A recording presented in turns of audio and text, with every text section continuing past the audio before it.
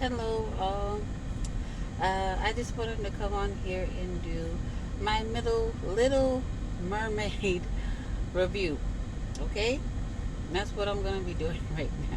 So, as always, for these movie reviews, it's going to be a skip it, stream it, matinee price, or go watch it. Me and my children saw the movie yesterday evening, and you know, wasn't really a whole lot of people in the theater, a good handful of people to watch this movie.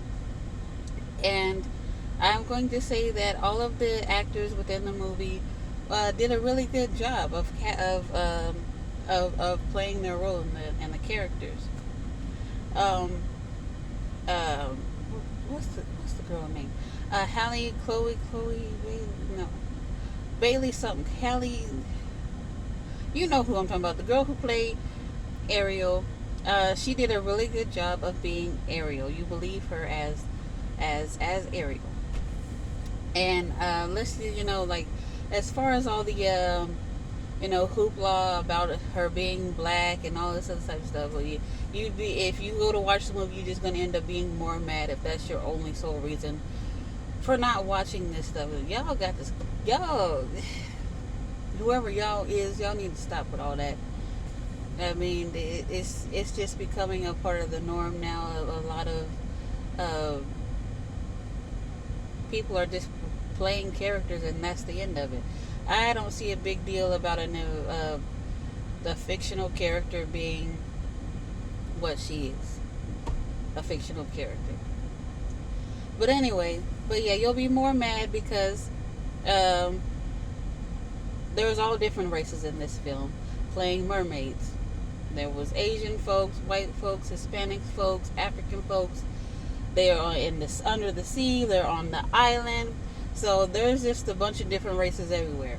Okay, um, even Eric and his mother are of different races. Okay, so if you mad and that's your sole reason for not watching it, continue to be mad. I guess I care less about any of that. It's for entertainment. Okay, entertainment. I mean, there's no real reason for. There's nothing taken away or added to the character by changing the race. And that's the only argument I would have about any of that. Moving on. I feel like just saying that much, I feel like I wasted my energy. Even saying that much. But anyways, next part. So, Melissa McCarthy as Ursula. She does a wonderful job as Ursula. She adds her own, little flair to it, like is because, that's what you do.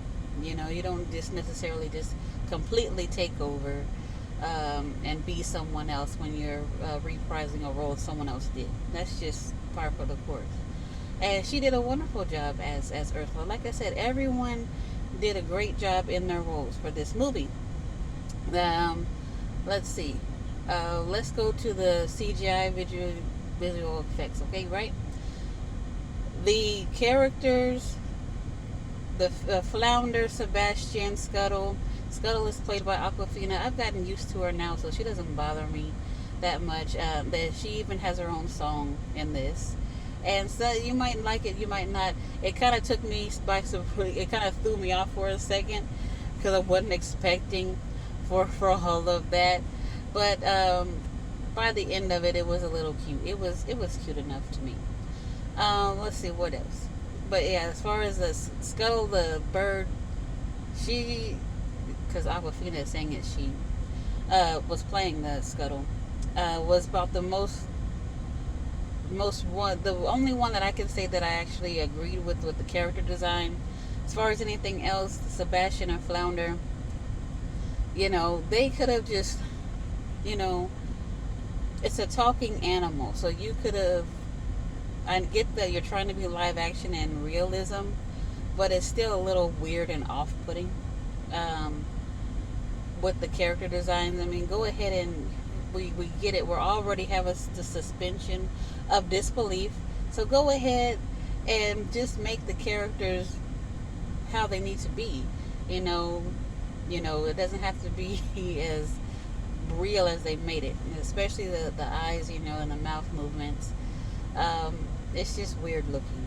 but here we are, these live actions. And I will say, really quickly, this is the best live action that they have done so far, because Maleficent is its own story, I think. And love it or hate Maleficent, I wasn't a fan of it. It's not that I hated the movie. I never cared about Maleficent. So I'm gonna say, for me personally, this is the best live action that they've done. Then it's going to be Aladdin, then Cinderella, then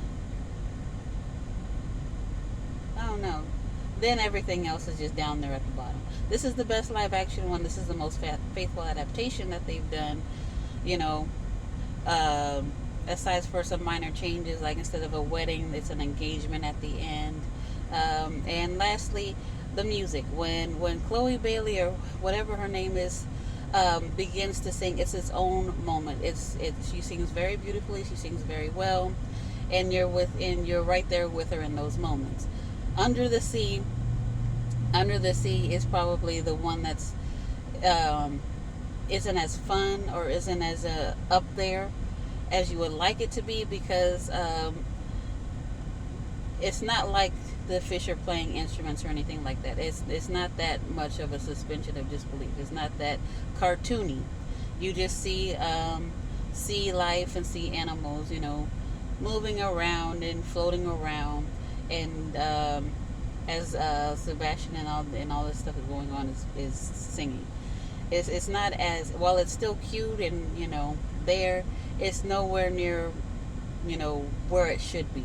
Like that was a lacking part. But other than that, Eric has his own song, and that was fine.